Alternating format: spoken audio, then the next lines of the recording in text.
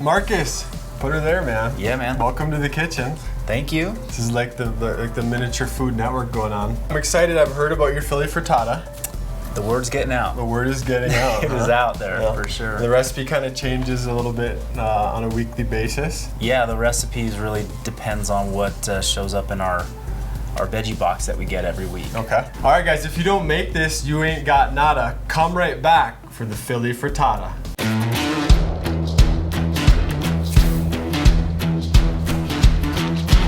All right, Marcus, run us through it, man. How do we do this? I got this cast iron. Should we put the heat on that? We should probably put the heat on that. Get that going. Okay. Yeah, we always, anytime I have access to a cast iron to make this, it's always, for me, it works best. Yeah.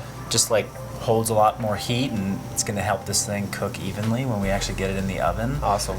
But yeah, usually starting off with just like, a meat of choice. So this week we're doing ground beef, but I've done with turkey, I've done with pork, done with bacon, and that's usually what I start at the base of the frittata, just to get some extra protein, and then also the fat that comes from that is going to be what we end up cooking the vegetables in. Okay. Yeah. Great. So get that going, and then eggs. You ultimately use 12 eggs. Is that kind of the standard? Yeah, I mean, I've been using a recipe that's like 12 ounces of meat, 12 eggs, portioned out into like 6 different portions. So each one is about 2 ounces of meat, 2 eggs. Okay.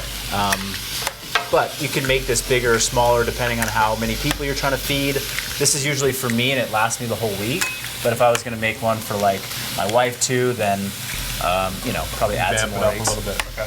And I'll usually put a little bit of salt and pepper on the season meat. that. Yeah. Then you whip these up. Is that? Yeah, whip those up.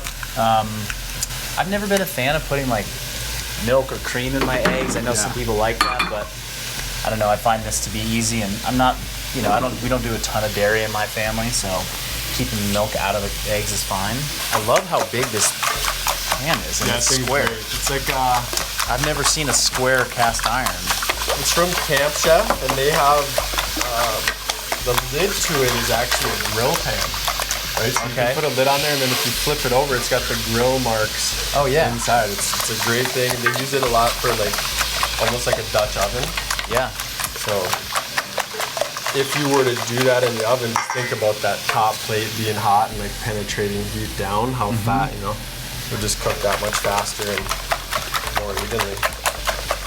I mean, I love the size of this too. It's like a ton of surface area to get this all evenly cooked. Eggs are good. And then basil, you said you like to put like a fresh herb in each. Yeah, week? every week. Lately it's been basil, but a little fresh herb, like just at the end to make sure that it doesn't get too wilted inside the eggs when you're like whipping it up and mixing this together, but adds a little freshness for. And you just sprinkle it on the top when. Yeah, usually a little chop to it, and then sprinkle it on the top after all the other ingredients are in there and the eggs are in there, and then that just goes in the oven. And so it's like the first hit is like a little fresh herb on the top. I like it. Yeah, I like it. To be honest, with herbs, for me, it like started with I don't know, it was like 3 years ago we started to get into like local farmers veggie boxes that they were bringing to our gym and giving to our members. So it was like $20, for the week, and people were getting these like awesome values on really fresh, produce. Fresh produce that we were getting at the farmers market anyway. Anyway, they started putting all these herbs in the box, and I was like, I don't usually cook with fresh herbs. So the first season we had it was like cilantro all the time. It's like, what am I going to do with cilantro? So we started to make a cilantro pesto with it, and then then we started finding other ways to like throw these herbs into different dishes that we were doing. So frittata made a ton of sense. Yeah, like it's almost like you're forced into the Iron Chef type situation, right? Like each week you open your box and you got kohlrabi in there, and you're like, well, what am I gonna do with this? I mean, for me, it's like without having the variety that's getting like placed in front of me in a box that I don't really have a lot of control over. I would probably stick to the same stuff. 5 things every week, and this is just forcing me to have more variety. So I love it. Cool. What are you thinking on that? I'm thinking it's getting pretty close. There's a little bit, maybe yeah, we're gonna take this beef out and put it aside for a minute. Grab one. Not a lot of fat came out of that, huh?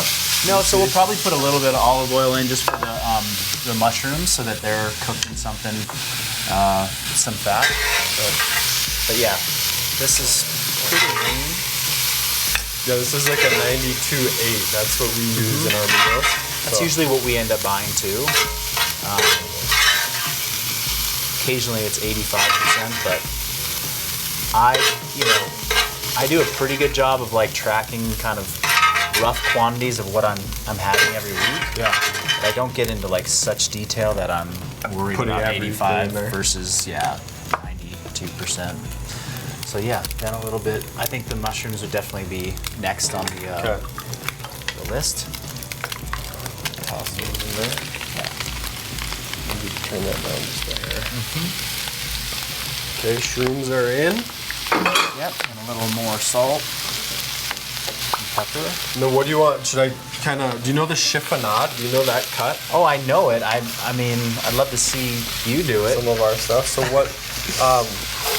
How much do you think this is the right amount of basil? Is this too much? Or I think that looks perfect. it'll work, right? Yeah. Okay.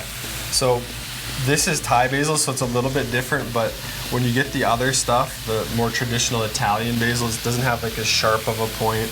You'll always have a couple leaves that are way bigger. You want to use those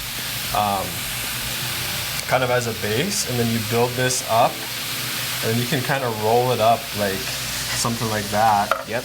And then hold it like this.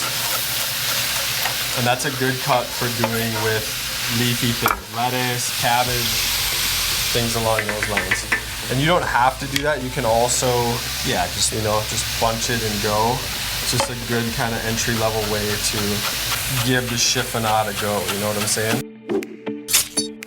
All right, Marcus, what do we got? Mushrooms are ready? Yeah, mushrooms are ready. For me, it's like important to make sure that they cook out as much water Moisture. as possible. Moisture, because if this is going to last me for like 5 days, if it's like wet inside, it's just not going to sit well in the fridge. Yeah. But those look good. Okay.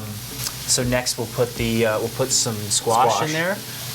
You want to guide me on how? Yeah, why don't we much do like two, maybe 3 big handfuls of that? Looks good. This is just peeled and roasted butternut squash. Yeah, looks great. To help it. If we went with raw, it probably would take. cook. It wouldn't be done. Yeah, not evenly. And then the beef can go back in too. And because this is going to end up being like, portioned out for me for the week, I like to try and do my best to get everything distributed evenly, so that I'm not having, one slice that's got 5 all ounces squash. all squash and all beef in another one. But that looks pretty good. Yeah, then probably put like a layer of arugula on top. I'll try that. Should be that guy. And then the trick is to try and get these eggs to pour in there evenly.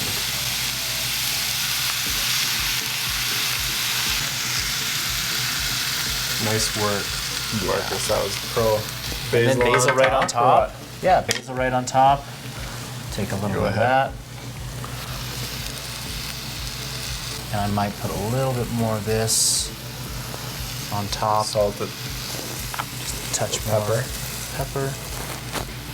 That's In it. the oven. And then right into the oven. Okay. We'll cut the heat. We're gonna throw this in the oven, guys, and then we'll show you what it looks like when it's done. Thanks, Marcus. Yeah, cool. Nice work. Philly frittata coming in hotter. All right, there we are. Nice. How's that? Looks just about right. Is that what it looks like when you do it? Yeah, I mean, like I said, every week the ingredients change a little bit. So, on a week like this where we're using arugula, it kind of comes out with a lot of green on the top and it's, crispy like that. But other weeks it might look a little different, but that looks great. Okay. Yeah. Well, show us how you do it then. We're going for 6 portions. Is that? Yeah, so I do my best to try and Just eyeball it. eyeball it right down the middle. And then, Ooh. perfect. Beautiful. Pop Yeah. right out. I like that. I like it. Nice work, Marcus. Put one of these into each Tray of 'em up. these. Yeah.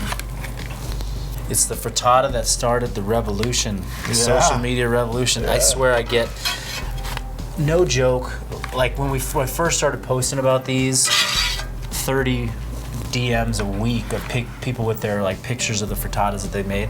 And we recently started putting out a recipe each week on our email list, and they're just flooding now. It's like always coming through. Cool, Marcus. Put it there, man. Yeah, we did it. I appreciate you sharing this. Yeah, thanks for letting it come to life. 6 portions. Like, I would say this is world-class stuff right here. Like, if this were on a buffet, you probably want to stay. Totally want to stay. You want to walk out. So you guys, get in the kitchen, give this one a go. You won't be disappointed. And when you cook it, remember to hashtag Philly Frittata.